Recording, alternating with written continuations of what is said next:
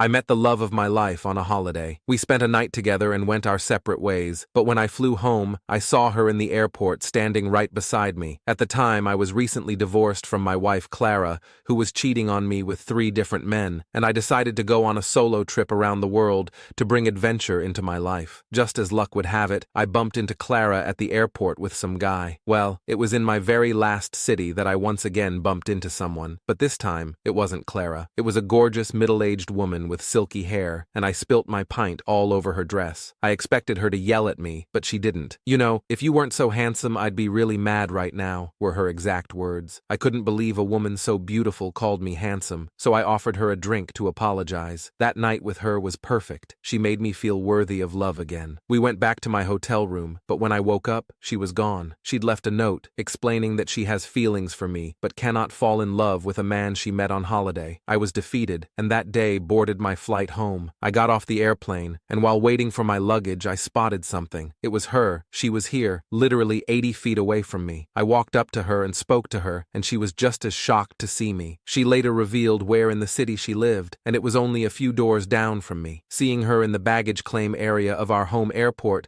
felt like some kind of joke. We both laughed at the absurdity of it. How we never shared with each other where we lived during our night together was wild, but bumping into each other was comically absurd. Out of all the people in all the cities, we lived just a few doors down from each other. It felt like one of those stories you hear that people tell at weddings about how fate or destiny brought them together. Except, this was my life now, and I didn't really believe in that sort of thing, not after what had happened with Clara, but something about seeing her again made me want to believe. After we both collected our bags, we decided to share a cab home. We started talking. I learned that she was into art. She mentioned how Prague had been a dream destination for her because of its architecture and museums. I could tell she was passionate about it, but she didn't say much about what she did for a living. I kept my own story vague. I told her I'd needed a break from everything back home, that Prague had been a kind of escape for me. I didn't go into detail about Jenna or the divorce, just mentioned that life had been tough lately. She didn't press, and I was grateful for that. She mentioned she was trying to make some changes in her life, get out more, meet new people, and find a balance between work and everything else. I could relate to that. As the cab neared her place, we both watched the city lights pass by. When we finally pulled up to her building, she told me to call her and gave me her number. Over the next few days, I couldn't stop thinking about her. I found myself reaching for my phone more than once. I wanted to text her, but did not know what to say. It was strange. I barely knew her, but I felt this connection with her that I couldn't explain. And maybe that was just because she was the first person who'd made me feel something other than pain in a long time. But whatever it was, I couldn't shake the feeling that I needed to see her again. Finally, after a few days of debating with myself, I texted her. I asked her if she wanted to grab coffee sometime, and her response was almost immediately. She said she'd love to, and asked if I was busy the next morning. I hadn't been a morning person in years. Clara used to joke about how I was a permanent night owl, but for her, I'd make an exception. The next morning, I met her at a little coffee shop near our neighborhood. She was already there when I arrived. She was sitting by the window with a cup of tea in her hands. She looked up and smiled when she saw me, and just like that, the nerves I'd been feeling all morning vanished. I asked to join her, and we talked for a while about work, life, and our shared love of travel. The conversation flowed easily, and it felt like no time had passed at all since Prague. But as the conversation went on, I started to realize just how different our lives were. She was a morning person, for one. She woke up at 5:30 a.m. every day, did yoga, went for a run, and then started her workday by 8:30. She ate clean, worked out regularly, and had a strict routine that she followed religiously. I was the complete opposite. I liked to sleep in, eat whatever I felt like, and my idea of exercise was taking the stairs instead of the elevator. But despite our differences, I found myself drawn to her even more. Over the next few weeks, we started seeing each other more often. We'd go for coffee, grab dinner, or just hang out at one of our apartments. And the more time I spent with her, the more I started to fall for her. She was everything I didn't know I needed. She was funny, smart, caring, and driven. But as we got closer, those differences between us started to become more clear. It started with little things, like when she'd invite me to join her for a morning run, and I'd laugh it off, saying I wasn't a morning person, or when she'd suggest we cook a healthy dinner together, and I'd joke about ordering takeout instead. At first, it was just playful banter, but as time went on, I could tell it was starting to bother her. One weekend, she invited me to a wellness retreat she was attending. She was really excited about it, saying it would be good for both of us to disconnect, recharge, and focus on our health. But I had already made plans with some friends to go to a party that weekend. This was a rare chance to catch up with people I hadn't seen since the divorce. You know how hard it is as an adult to get all your friends' schedules to line up for a weekend. When I told her I couldn't go,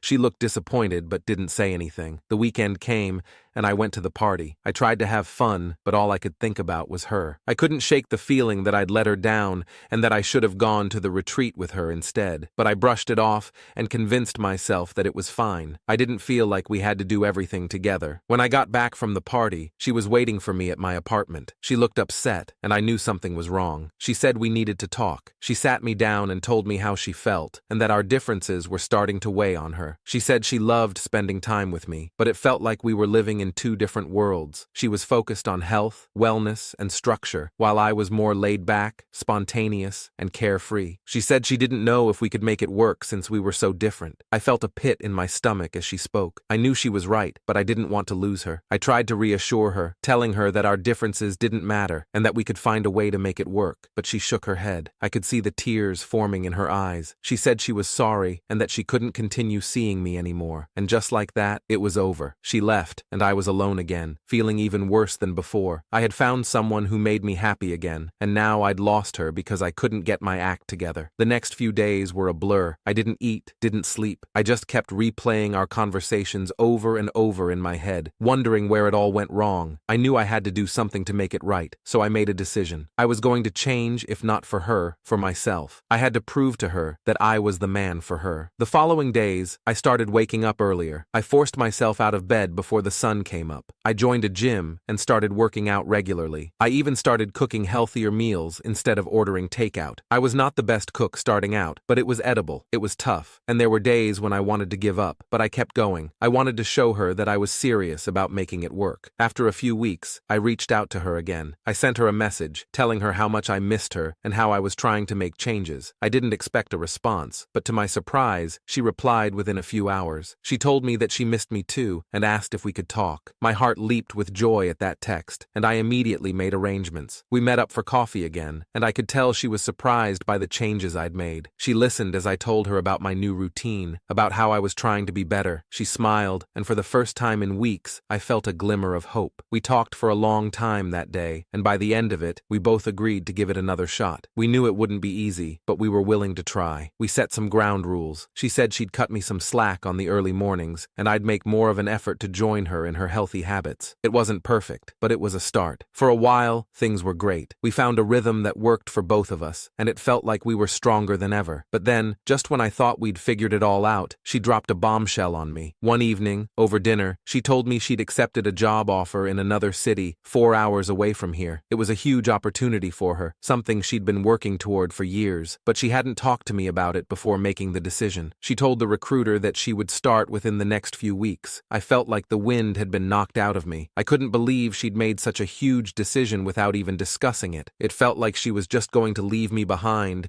and that everything we'd been working toward didn't matter in her eyes. I changed so much for her, and now she is going to pursue her dreams. I didn't want to be selfish, but I couldn't help but feel hurt knowing she'd drop everything that we built together. I didn't know what to say. I just sat there, staring at her, trying to process what she'd just told me. Finally, she broke the silence. She apologized and realized that she should have talked to me about it first, and explained that she didn't want to hold herself back. I understood where she was coming from. I knew how important her career was to her, but it still hurt. I felt like I wasn't even a factor in her decision, and she didn't care if I was part of her future or not. But as much as it hurt, I knew I couldn't let this be the end of us. We'd already been through so much together, and I wasn't ready to give up on her. So, I swallowed my pride and told her how I felt. I told her that I wanted to support her, but needed to know where we stood. She started crying, and it broke my heart to see her like that. She told me she was sorry, that she hadn't meant to hurt me, and that she wanted to find a way to make it work. We talked it through, and by the end of the night, we both agreed that we didn't want to lose each other. It wasn't easy, but we figured out a plan. We decided to do long distance for a while, see how things went, and then reevaluate. It wasn't ideal, but it was better than the alternative. As we talked, I realized just how much she meant to me. She wasn't just someone I cared about. She was the person I wanted to spend the rest of my life with. So, I decided to take a leap of faith. A few months after her move, I planned a surprise trip to Prague. I wanted to take her back to the place where it all started, where we'd first met. It felt like the perfect way to show her how much she meant to me and to remind us both of the connection we'd shared from the very beginning. On the last night of our trip, I took her back to that little bar where we'd first met. We ordered drinks, and as we sat there, reminiscing about our first encounter, I felt my heart pounding in my chest. I reached into my pocket